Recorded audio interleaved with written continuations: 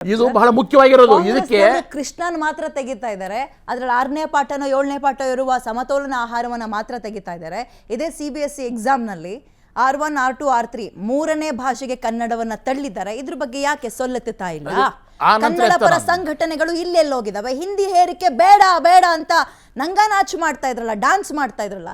ಕನ್ನಡ ಬೇಕಾದ್ರೆ ತಗೊಳ್ಳಿ, ಬ್ಯಾಡ್ವರ್ ತಗೊಳ್ಳಿ ಅಂತ ಮೂರನೇ ಭಾಷೆಗೆ ತಳ್ಳಿದ್ದಾರೆ. ಇದನ್ನ ಯಾಕೆ ಕಾಂಗ್ರೆಸ್ನವ್ರು ಕೇಳಿಲ್ಲ? ಇದನ್ನ ಯಾಕೆ ಕನ್ನಡ ಪರ ಸಂಘಟನೆಯವ್ರು ಕೇಳ್ತಾ ಇಲ್ಲ? ಇಲ್ಲಿ ಬರೀ ಕೃಷ್ಣನ ಹೆಸರಲ್ಲ, ಇಲ್ಲಿ ಬರೀ ಪಾಠದ ಹೆಸರಲ್ಲ, ಊಟದ ವಿಚಾರ ಅಲ್ಲ. ಹೇಳಿ ಸರ್, ನಂದನ್ ಸರ್, ಕನ್ನಡದ ಬಗ್ಗೆ ತಾತ್ಸಾರ ನೋಡಿ ಮೇಡಮ್, ನಮ್ಮ ಸಿದ್ದರಾಮಯ್ಯನವರು ಅವರು ಮುಖ್ಯಮಂತ್ರಿ ಆಗಿದ್ದಾಗ ತ್ರಿಭಾಷಾ ಸೂತ್ರದಲ್ಲಿ ಯಾವ ಒಂದು ಸ್ಟ್ಯಾಂಡ್ ತಗೊಂಡ್ರು ಅಂತ ಇಡೀ ರಾಜ್ಯಕ್ಕೆ ಗೊತ್ತು, ದೇಶಕ್ಕೊಂದು ಮೆಸೇಜ್ ಕೊಟ್ರು. CBSE ನಿಮಗೆ ಸೇರಲ್ಲ ಅಲ್ವಾ? ಅಲ್ಲ, ಮೆಸೇಜ್ ಕೊಟ್ರು. CBSE ನಿಮಗೆ ಸೇರಲ್ಲ ಅಲ್ವಾ? ನೋಡಿ, ಮೆಸೇಜ್ ಕೊಟ್ರು.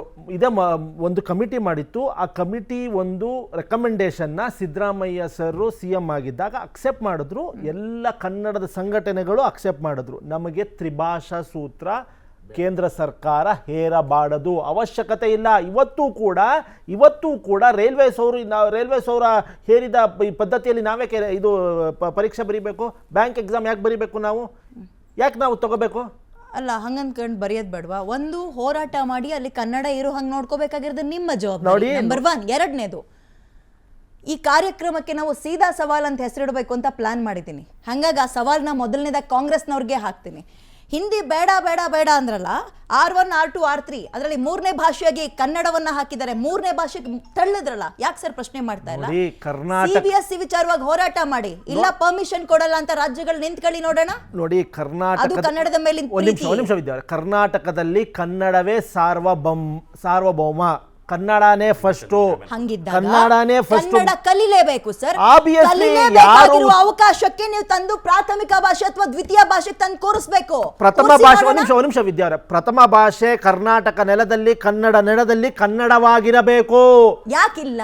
ಆಗಿರ್ಬೇಕು. ಈ ನಿಟ್ಟಿನಲ್ಲಿ ನಮ್ಮ ರಾಜ್ಯ ಸರ್ಕಾರ ಮುಂದಿನ ದಿನಗಳಲ್ಲಿ ಏನು ಮಾಡಿದ್ವಿ ಇವಾಗ ನೋಡಿ. ಇದು ನಂಬರ್ 1 ಇಂಗ್ಲಿಷ್ ಇರ್ಲೇಬೇಕು, ನಂಬರ್ 2 ಹಿಂದಿ ಅಂತ ಹಾಕೊಂಡಿದ್ದಾರೆ. ಅಟ್ಲೀಸ್ಟ್ ಹಿಂದಿಗಾರು ತಂದು ಕನ್ನಡ ಕೂರಿಸ್ರಿ.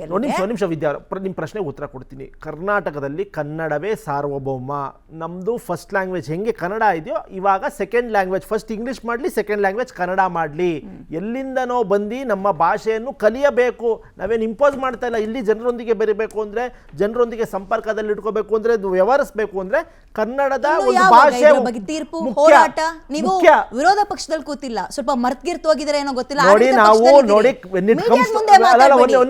ಸದನದಲ್ಲಿ ಮಾತಾಡಿ. ವೆನ್ ಇಟ್ ಕಮ್ಸ್ ಟು ನಮ್ಮ ಐಡೆಂಟಿಟಿ, ನಮ್ಮ ನಾಡು ನುಡಿ ಕಲ್ಚರ್ ಬಗ್ಗೆ ಬಂದಾಗ ನಮಗೆ ಕರ್ನಾಟಕ ಕನ್ನಡ ಸ್ಟ್ಯಾಂಡ್ಸ್ ಫಸ್ಟ್. ನಮಗೆ ಮೊದಲು ಅದು ಯಾಕದ್ ಮೂರಕ್ಕೆ ಹೋಗಿದೆ. ಮತ್ತೆ ಅದ್ ನಿಟ್ಟಿನಲ್ಲಿ ಇವತ್ತು ನಾಳೆ CM ಒಂದು ಸಭೆ ಕರೆದಿದ್ದಾರೆ. ಅದು ಚರ್ಚಿಸಿ. Simple Shashi sir, CBSE syllabus ನಲ್ಲಿ ಕನ್ನಡ ತಗೊಳ್ಳಲ್ಲ, ನಾನು ಸಂಸ್ಕೃತಿನೋ ಮತ್ತೊಂದು ತಗೊಳ್ತೀನಿ ಅಂದ್ರೆ ಅವಕಾಶ ಇದೆ ಅವರಿಗೆ. ಕನ್ನಡ ಓದ್ದಲೇ ಇರೋದಕ್ಕೆ ಅವಕಾಶ ಇದೆ ಕರ್ನಾಟಕ ನೆಲದಲ್ಲಿ.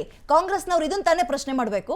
ಕನ್ನಡ ಪರ ಹೋರಾಟಗಾರರು ಇದನ್ನ ತಾನೇ ಪ್ರಶ್ನೆ ಮಾಡಬೇಕು. ವಿದ್ಯಾರ್ಥಿ ನೋಡಿ, ನಮ್ಮ ಸರ್ಕಾರ ಮಾತಾಡಿದ್ರೆ ಸಾಲಲ್ಲ, ಕರ್ನಾಟಕ ಸಮತೋಲನ ಆಹಾರದ ಬಗ್ಗೆ ಮಾತಾಡಿದ್ರೆ ಸಾಲಲ್ಲ, ನಮ್ಮ ಕನ್ನಡದ ಬಗ್ಗೆ ಮಾತಾಡಬೇಕು. ವಿಚಾರವನ್ನ ನೀವು ಎತ್ತಿದ್ದು ಬಹಳ ಸೂಕ್ತವಾಗಿದೆ. ಆದ್ದರಿಂದ ಇದಕ್ಕೂ ಸಹಿತ ಕಾಂಗ್ರೆಸ್ ಮಾತ್ರ ಅಲ್ಲ, ನಾನು ಹೇಳೋದು ಇಡೀ ಕನ್ನಡಿಗರೇ ಬೇಕಾಗಿದೆ. ಸರ್, ನಿಮ್ಮದು ಮಾತ್ರ ಅಲ್ಲ, ಕನ್ನಡಿಗರೇ. ಕನ್ನಡದಲ್ಲಿ, ಕರ್ನಾಟಕದಲ್ಲಿ ಕನ್ನಡವೇ ಸಾರ್ವಭೌಮ. ಆದ್ದರಿಂದ ನಾವು ಸಿಲೆಬಸ್ ಬೇಡ ಅಂತ ಅನ್ಲಿ ನೋಡೋಣ. ಕಾಂಗ್ರೆಸ್ನವರು ಅನ್ನಲ್ಲ, ರಾಜಕಾರಣಿಗಳ ಬಿಜೆಪಿ ಅವರು ಅನ್ನಲ್ಲ, ಸ್ಕೂಲ್ಗಳು ಯಾರು ನಡೆಸ್ತಾರೆ? ಯಾವುದೇ ಕಾರಣಕ್ಕೂ ಕನ್ನಡ ಹೊರತುಪಡಿಸಿ ಇಲ್ಲಿರ್ತಕ್ಕಂಥ ದ್ವಿಭಾಷೆ ಆಗಬೇಕು ಅಂತ ಪ್ರಯತ್ನ ನಡೆದಿದೆ. ಆಯ್ತಾ? ದ್ವಿಭಾಷೆ ಮಾಡಿದ್ದಾರೆ ಸಿದ್ದರಾಮಯ್ಯ.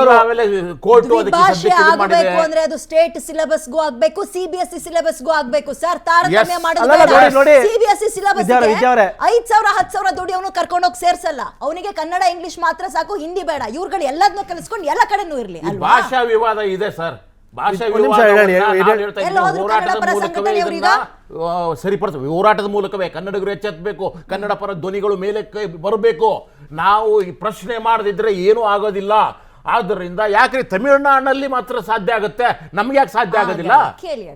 ನಮಗೆ ಕನ್ನಡದಲ್ಲಿ ಯಾಕೆ ಸಾಧ್ಯ ಆಗ್ತಾ ಇಲ್ಲ? ಸ್ಟ್ಯಾಂಡರ್ಡ್ ಭಾಷೆ ಬಳಸಿಕೊಂಡು ಜನರನ್ನು ಯಾಮಾರಿಸೋದಲ್ಲ, ಬೇಕಿಲ್ಲ. ತಂದೆ ಇಲ್ಲಿ ಎರಡನೇ ಭಾಷೆಗೆ ಸೇಮ್ ಪ್ರಶ್ನೆ ನಾನು ಯದುಕುಮಾರ್ ಅವ್ರಿಗೆ ಕೇಳ್ತೀನಿ. ಯಾಕೆ R3 ಲ್ಯಾಂಗ್ವೇಜ್ ಕನ್ನಡ ಮಾಡಿದಿರಿ? CBSE syllabus CBSE central board madam ಈಗ ಇಲ್ಲಿ ಯಾವುದೇ ಭಾಷೆನಾಗ್ಲಿ ಏರ್ತಾ ಇಲ್ಲ ಅದಲ್ಲಿ ಅವರ ಚಾಯ್ಸ್ಗಳು ಆಪ್ಷನ್ಸ್ಗಳು ಇರುವಂತದ್ದು. ನಾನು ಹೇಳ್ತಾ ಇರೋದು ಮೇಡಮ್, ಮೇಡಮ್ ನಿಮ್ಮ ಒಂದು NCERT ನೀವು ಕೇಳಿದ್ರೆ ನಾನು ಉತ್ತರ ಹೇಳಿದೆ.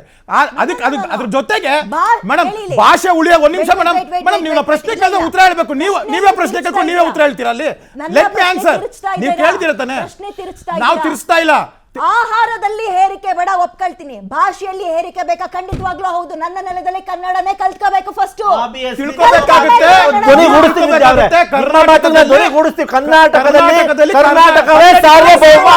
ಕರ್ನಾಟಕವೇ ಸಾರ್ವಭೌಮ, ನಾವು ಕನ್ನಡಿಗ, ಆಮೇಲೆ ಭಾರತೀಯ.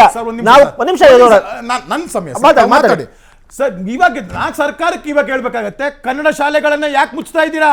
KPSC ಯಾಕೆ ಮಾದರಿ ಮಾಡ್ತಾ ಇದ್ದೀರಾ? ಅದ್ರಲ್ಲಿ ಯಾಕೆ ಕರ್ನಾಟಕದ ಬಗ್ಗೆ ಮಾತಾಡ್ಬೇಕು.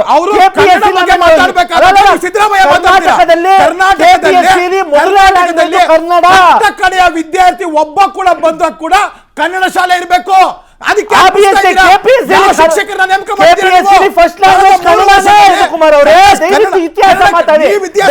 ಇತಿಹಾಸವನ್ನು ಪಠ್ಯ ಪುಸ್ತಕದಿಲ್ಲ. ಅದು ನಾವು ಮಾತಾಡೋದು ಪಠ್ಯ ಪುಸ್ತಕದ ಬಗ್ಗೆ. ನೀವು ಎಲ್ಲ ಬಿಯಾಂಡ್ ಸಬ್ಜೆಕ್ಟ್. ಕನ್ನಡ ಭಾಷೆಯನ್ನು ಕಲಿಯುವ ಕಟ್ಟ ಕಡೆಯ ವಿದ್ಯಾರ್ಥಿ ಬರೋ ಕೂಡ ಕನ್ನಡ ಶಾಲೆ ಇರಬೇಕಾಯ್ತು. ಎಷ್ಟು ಕನ್ನಡ ಶಾಲೆ ಶಿಕ್ಷಕರನ್ನ ನಿಮ್ಮ ಸರ್ಕಾರ ನೇಮಿಸಿದ್ದೀರಾ ಹೇಳಿ? ಲೆಕ್ಕ ಇದೆಯಾ ನಿಮ್ಗೆ? ನಿಮ್ಮ ಪ್ರಶ್ನೆಗೆ ನಾನು ಧ್ವನಿಗೂಡಿಸ್ತೀನಿ. ಕನ್ನಡ ಶಾಲೆಗಳನ್ನು ಯಾಕೆ ಮುಚ್ತಾ ಇದ್ದಾರೆ ಕಾಂಗ್ರೆಸ್ನವರು? ಕರ್ನಾಟಕ ಪಬ್ಲಿಕ್ ಸ್ಕೂಲಲ್ಲಿ first language Kannada. First language Kannada. ಸ್ವಲ್ಪ ಯದುಕುಮಾರ್ ಅವರೇ ಇತಿಹಾಸ ತಿಳ್ಕೊಂಡು ಬನ್ನಿ ಡಿಬೇಟ್ಗೆ. ಅಲ್ಲ KPSC ಫಸ್ಟ್ ಲ್ಯಾಂಗ್ವೇಜ್ ಯಾವ್ದಿದೆ ಹೇಳಿ ಸ್ವಾಮಿ? ಫಸ್ಟ್ ಲ್ಯಾಂಗ್ವೇಜ್ KPSC ಯಾವ್ದಿದೆ? ಕರ್ನಾಟಕದಲ್ಲಿ ಕನ್ನಡವೇ ಸಾರ್ವಭೌಮ. ನೀವು ಬಿಜೆಪಿ ಅವರು, ನರೇಂದ್ರ ಮೋದಿ ಸರ್ಕಾರ ರಾಜ್ಯಕ್ಕೆ ಹಿಂದಿ ಏರಿಕೆ ಮಾಡುತ್ತಿದ್ದೀರಾ. ನಮ್ಮ ಮಕ್ಕಳ ಮೇಲೆ, ಕನ್ನಡಿಗರ ಮೇಲೆ ಹಿಂದಿ ಏರಿಕೆ ಮಾಡುತ್ತಿದ್ದೀರಾ. ನಾವು ಖಂಡಿಸ್ತಾ